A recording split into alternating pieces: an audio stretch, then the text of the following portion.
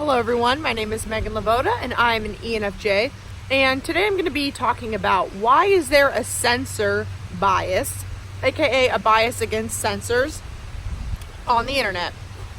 And I'm assuming that a lot of you have already heard of the whole idea of there being a censor bias, because if you go on any sort of typology forum, you're probably going to see a lot of intuitives rather than censors dominating the conversation.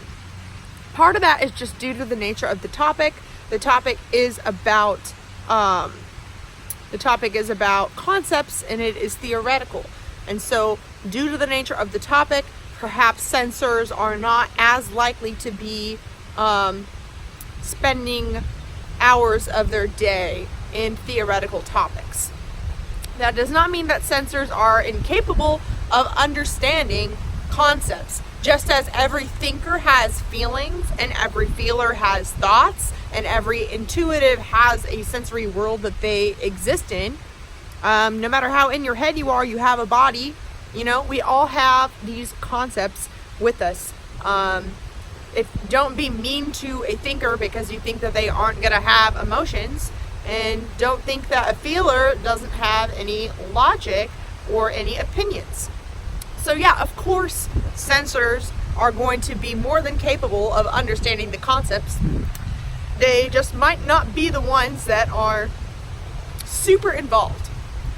And I guess a theory I would like to propose, or something I would like to think about, is perhaps there is a censor bias online due to the fact that there is a intuitive bias in real life. Because I think most of the population is a censor, and most of the world is built on these sort of censor ideas. There's a lot of SI and SE that's valued, and a lot of intuitives grew up feeling very misunderstood. And so I think that the censor bias online might be directly caused by the intuitive bias that is in the real world, where what happens is a lot of intuitives, once they realize that they're intuitive, then they have a lot of pain or trauma that can come up or surface for them of all the times they felt misunderstood by censors.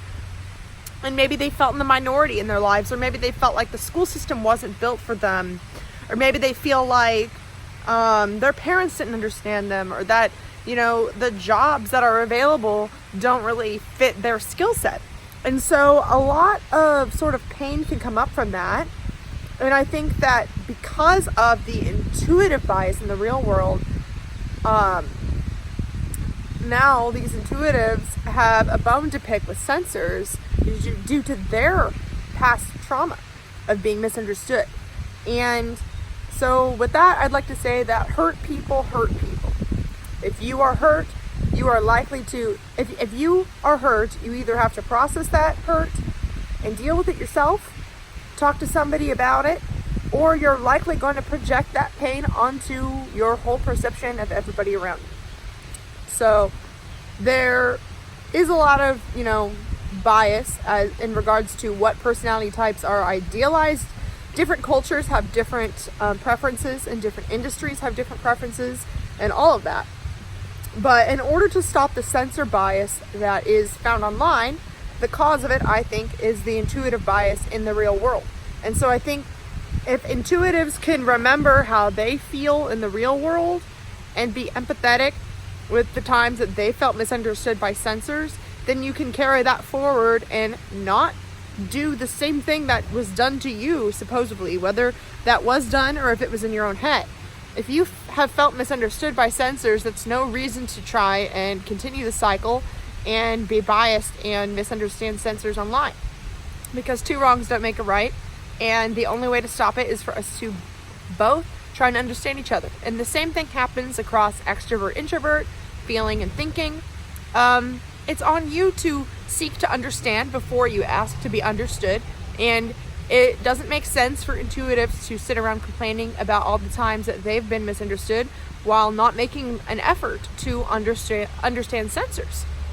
And a lot of censors, perhaps if they aren't familiar with personality typology, or perhaps they are not surrounded by many intuitives, They might not know what you're talking about when you say, oh, it doesn't feel like, this was built for me. Perhaps they aren't really aware of the fact that intuition really exists as a way that people process, because it is a little bit abnormal. Like, let's be real. Like, I'm not trying to sit here and let all the intuitives sit in their self-pity and think, oh, I'm so misunderstood, I'm so abnormal. Because you are and you aren't. Like, intuitives are rarer, but you're not so rare to where you can't find other intuitives. Just join an art class. Join a philosophy class.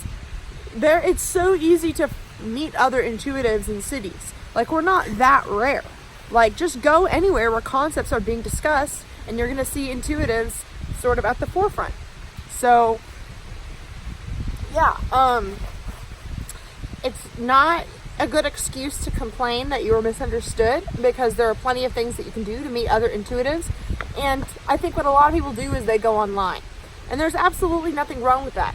But I think that what can happen is, if all of the misunderstood intuitives go online and find each other, perhaps they find something like a personality type as a concept to consider, then you can sort of create your own bubble in the same way that you might have felt that sensors have created a bubble. So it's important to be open, seek to understand before you seek to be understood.